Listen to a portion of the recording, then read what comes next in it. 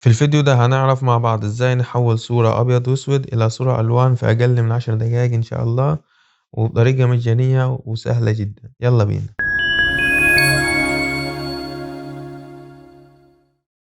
بسم الله الرحمن الرحيم، والصلاة والسلام على أشرف المرسلين سيدنا محمد.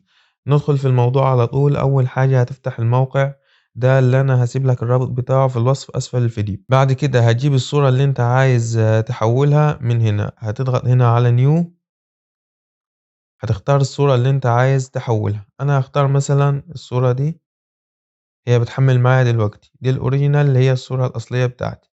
هو كده بدأ يحول لي في المربع ده الصورة لصورة الوان.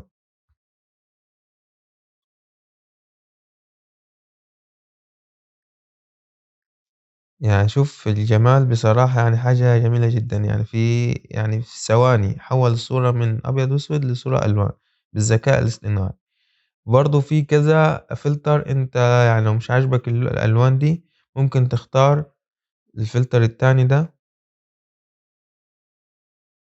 هيغير لك الألوان بطريقة تانية. في كذا فلتر ممكن تجربهم انت مع نفسك عاد وتعيش.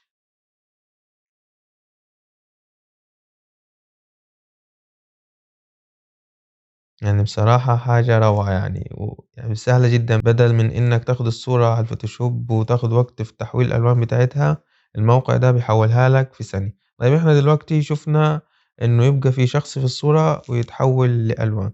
طيب دلوقتي هنشوف لو صورة طبيعية.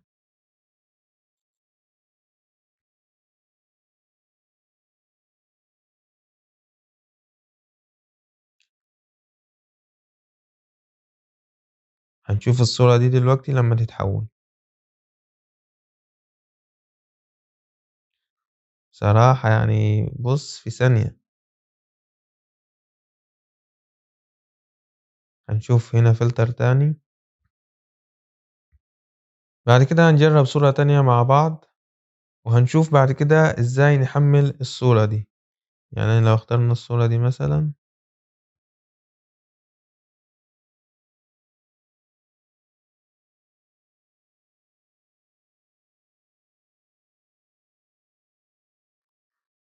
يعني حاجة روعة بصراحة.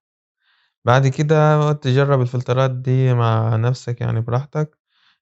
لو عايز تحمل الصورة بعد كده هتختار هنا داونلود. اما لو عايز تحولها HD فهو هنا هيطلب منك فلوس للأسف. يعني لو جيت حولتها هيقول لك ادخل الكريدت وعشان تدفع فلوس مقابل انك تحمل الصورة HD. لكن انت ممكن تحملها هنا داونلود عادي، صورة من غير، مش لازم تكون HD. لو الفيديو عجبك ما تنساش اللايك والسبسكرايب في القناة، والسلام عليكم ورحمة الله تعالى وبركاته.